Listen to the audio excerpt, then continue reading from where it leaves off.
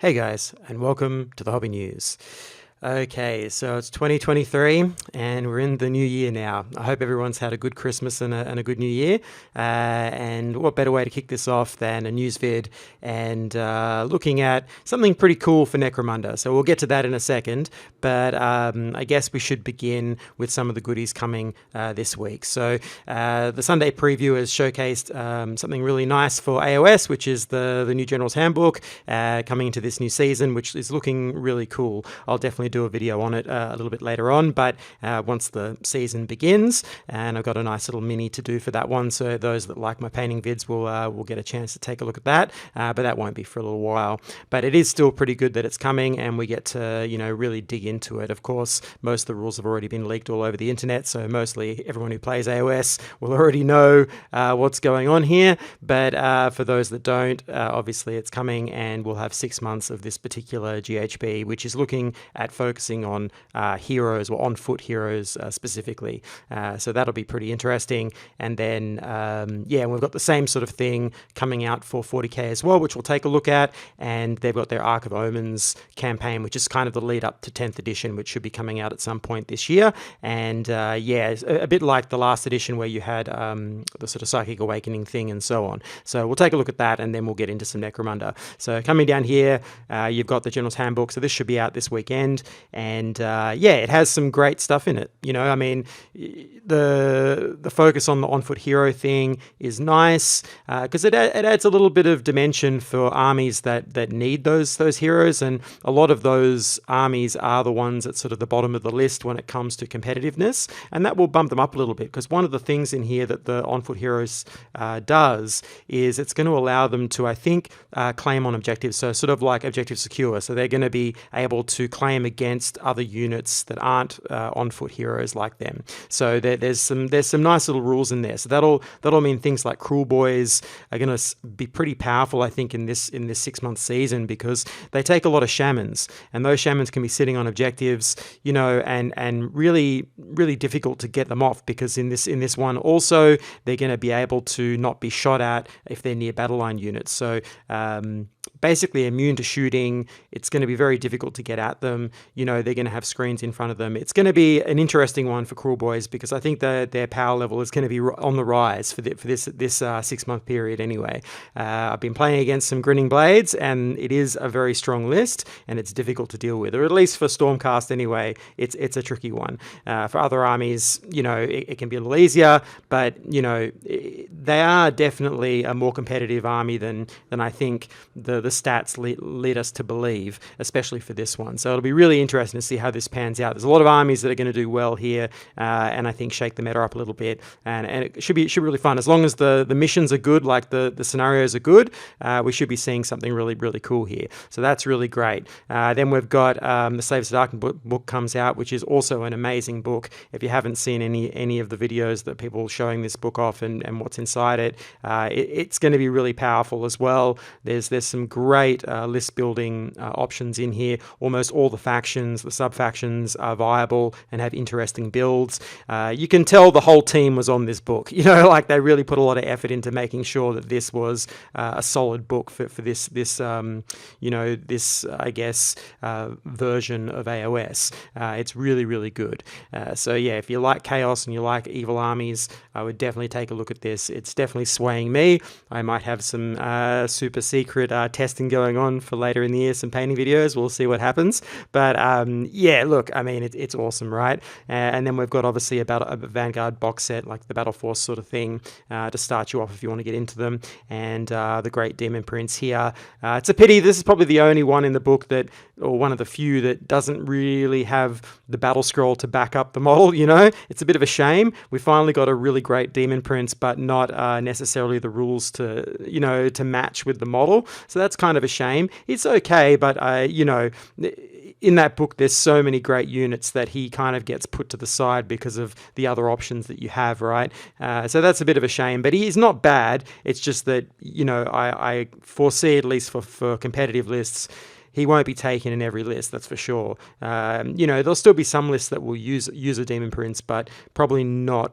I would say the majority probably will sidestep him for something else, which is a bit of a shame, but he's still a great model for your collection, so that's cool. And then we've got the usual suspects, some of the older models here, and this the Eternus model, the Blade of the First Prince. I really like the Legion sub-faction in this book, and that's what's got me tempted. I really like the idea of swapping out marks in game and so on, and utilizing that sort of toolbox approach to Chaos. It's really interesting, so that could be really fun. But we'll take a look later in the year on that. But if you're interested in that sort of flexible kind of list idea, the First Prince list is definitely something to look at because it's really interesting. And then we've got obviously, the Chaos ones, the new ones that came out, your Chosen and so on, and the Warriors, and that's all really good. So that's all coming shortly. So if you're into that, it's happening.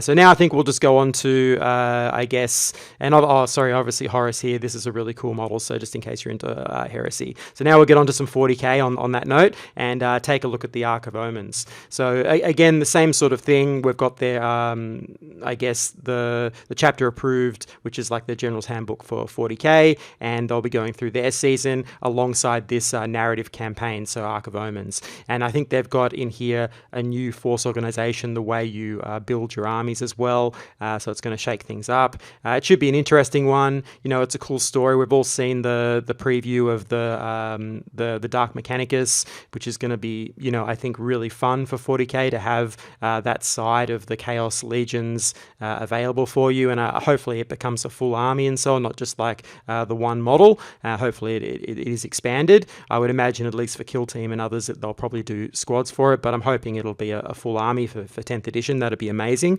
because those kind of things are always really fun. I love the Legions of the Damned from back in the day, and the sort of what happens to all of the normal or more normal, I guess, humans and so on, or abhumans that get affected by chaos, rather than just the Space Marines that get affected by it. It's cool to see the variety that you get out of all of the legions that follow chaos. Not just the elite, the premium, the premium warriors. So that's really cool. So it's going to be fun to see how that pans out. And we have this boarding action idea. I don't know how good that's going to be, but it does seem like it's going to be fun. A different way to play 40k, I guess. I'm not sure the size of games that this will be on, but still, it's just another way to play 40k, right? So that's good, and hopefully as we come into 10th edition, we'll see some, maybe a bit more tightening up of the army books and so on to bring it up to, I guess, where AOS is right now, which is a really kind of tight and balanced game. Most of the books that are out are very evenly matched. We don't see a huge, massive blowout in those new books. They're quite good. Like, the game's in a really good state, and as the older books get put away and we get the new ones in, it seems like they've done a really good job of designing the whole game out. So AOS 3 feels like, a very, very strong edition. And in terms of my gaming history, from, back in the old days to now, I think it's probably the most balanced game that I've played of any of their games currently. I think it's a very, very strong game. And 40k still has that power creep in its codexes. And if they get that under wraps, I think that the evolution into their 10th edition should see a really strong version of 40k, and will probably bring players back to the edition as long as they do rein it in and keep it more in that more tighter, balanced margin, which is that sort of 45% to 55% win rate, sort of level. That's the golden, the sweet spot, right, in that region.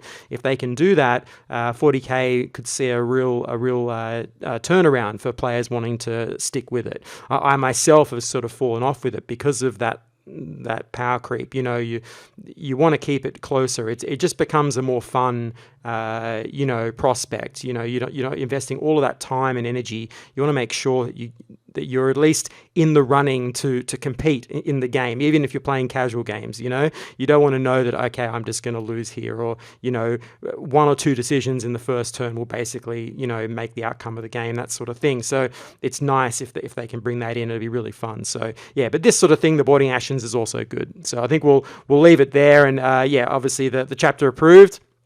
which is great. And we've got a few of those Battle Force things. I think they already showed this before, but it looks like they're out now, or maybe these are new. I don't know.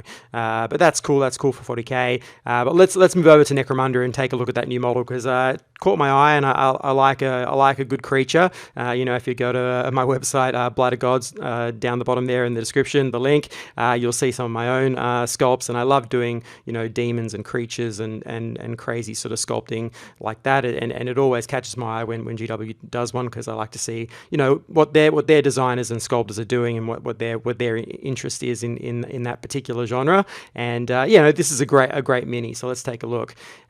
So here we go. So we've got the creepy calls. Okay, Dune Scuttler, that's what it's called. Okay, let's take a look. So yeah, really cool, right? Like, I love the coloring on this as well. A nice teal or blue green is excellent. Anyone that's seen any of my videos knows that's the premium of painting. The top quality. So we've got a good choice of colors right off the bat, which is great. And then we've got reds on the character to contrast against it, which is very nice touch, and even a little bit of that teal on the weapon there. So we're getting a pretty cool mini here, and look at him. He's great. He's got the nice big haunches on the back there, coming down into this nice sweep. A lot of nice details here. The repetition of the scales, moving across the tail. You got a lot of movement there, and then whipping back up into this horn. It's well designed. And then if you look at the front view here, we've got a nice I guess circular motion here to bring your eye back towards the face. That's one of those things that when you're sculpting a miniature or anything really, that's part of that thing that you look at, the composition of that figure and what its attitude is. And it's not just like put it in a cool pose. It's all about where the little pieces are moving to, where they're pointing. You see it in images, right? If you see an illustration or a painting or whatever, the composition is there to draw your eye to the key points, and hopefully not send your eye off the page, right? And that's the same for a sculpture. You want to have the eye moving around the figure from different angles, but always pointing back in and towards the figure. So when you have something like this, a creature that has obviously a tail and that sort of thing, it's a great opportunity to send that eye back. So as you follow the tail, it comes back in, you come up and around the limbs and back towards the face, and we've got a nice curve there. And that's something that the sculptors will be thinking about when they're sculpting it. And same for our figure here. We've got some really nice, very simple, just stepping up on the tactical rock, but we've got it could be a helmet there actually. But again, it's a nice simple attitude, but it's paying attention to some of those ideas. So that the arm comes down, you follow it, it comes up through the body, where we've got this hose here which brings you up to the face. Very simple elements, but they help keep your eye towards the central part of the figure, which again is what you're looking for. And and then the painters have helped emphasize that. So we have our little spot colors of red, to help complement with the sort of the teal green here, and then a lot of neutrals to back it up. I often talk about that. You'll hear me bang on about neutrals, but neutral blacks and neutral colors generally are a great canvas, a great background to support the colors that you want people to look at and enjoy. And so don't be afraid to highlight up blacks with neutrals, or slight neutral. Maybe this is a bit more of a warm tone, a bit more of a green tone, but it's still in that neutral range. It's perfectly acceptable. We do have some blue highlighting here on the face, that's contrasted against the red. So you can mix it up, but the main sort of bulk of the figure is done in this more neutral color palette, and that's so that all of these little colors of red and so on, the greens, the tarnishing in this canister here, that all really pops out at you, right? Because it's sitting against something that's much more, I guess, bland in a way, but you don't notice that because you're sort of moving around these nice rich colors, and that's what you want. So you see here on the Dune Scuttler here, the base has been done in grays, right? So that makes this teal color really pop out at you, and so you really want to look at it, even though the coloring, the value of it is, I guess,